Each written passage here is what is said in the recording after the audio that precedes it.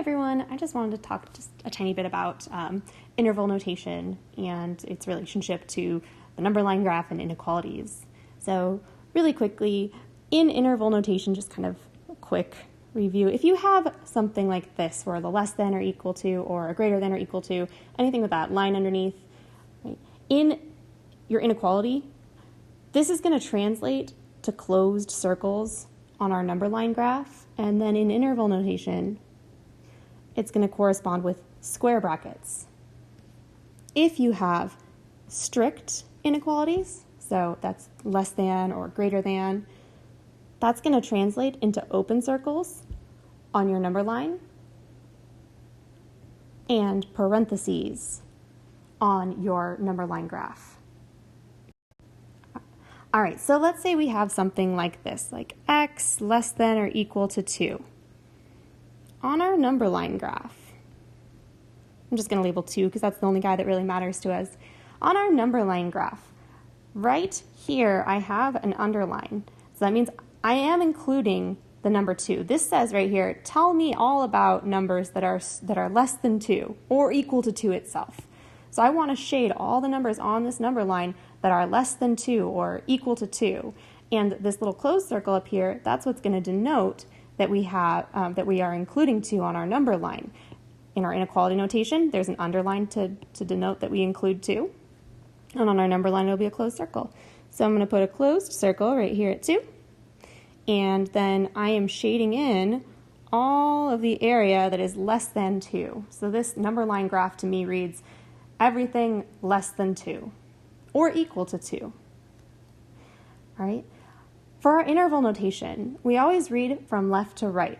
So I'm going to just kind of draw negative infinity sits all the way down here, positive infinity sits up in this direction. Now, your infinities are always going to get parentheses regardless of anything else. Maybe I'll make a little note right here. Always parentheses. Okay. So if I'm reading this from the left to the right, I see first is negative infinity, and the way that I'm reading this, by the way, I'm looking at what part is shaded. So the first part that's shaded is down here at the negative infinity, so that's everything off that way. And then the next number over here is 2. Right? And 2 is included. So the interval notation, which will look a lot like a point that we would plot in a coordinate plane, but that's just some abusive mathematic notation that you'll have to accept. Interval notation, this starts at negative infinity and it goes all the way up to 2 with a square bracket. Now, once again, this is not a point. This is telling me, look at all the numbers that are less than 2. Go all the way down to negative infinity, which you really can't actually reach. Right? So let's try another example. All right, so let's say we have x greater than 3. So I'm going to go ahead and draw my number line. Right? Plotting 3 right here. Now, there is no underline here. There's no underline, so this says everything strictly greater than 3. That means 3 itself does not count. If I'm trying to give you a number that fits within here, I am not going to give you 3. I could give you anything greater than it. I could give you 3.1. I could give you 4. I could give you a billion.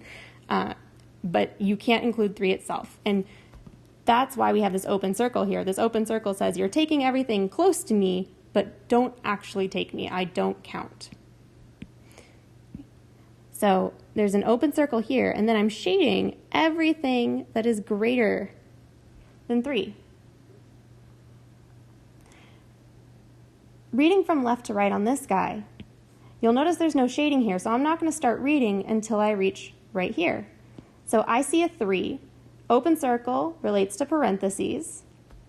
So there'll be a parenthesis, a 3, and then the shading goes on all the way off to infinity. And then infinities are always getting parentheses. All right, so let's say we have something a little more strange. Let's say we have negative 1 less than x, strictly less than 5. So we're talking about something a little bit different here. We're saying that we want numbers that are greater than or equal to negative 1, but that are still less than 5.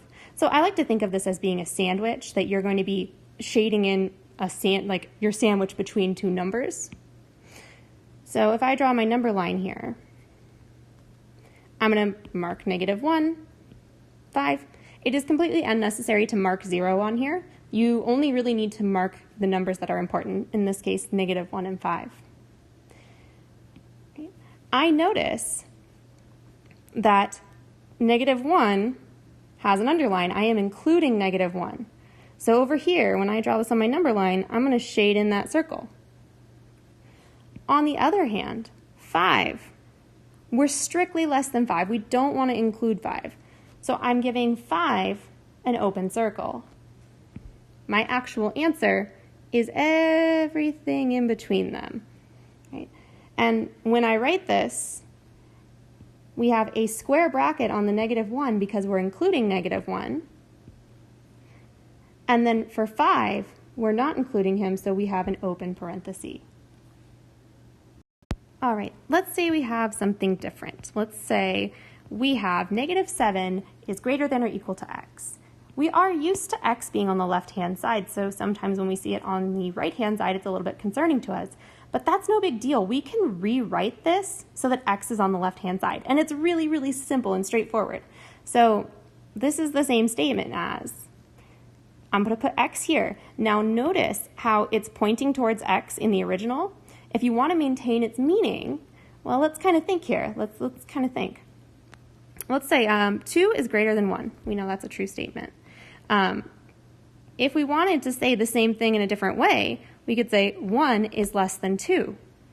So you'll notice that the 1 was the smaller number, so it was pointed towards the one here, and it's pointed towards the one here.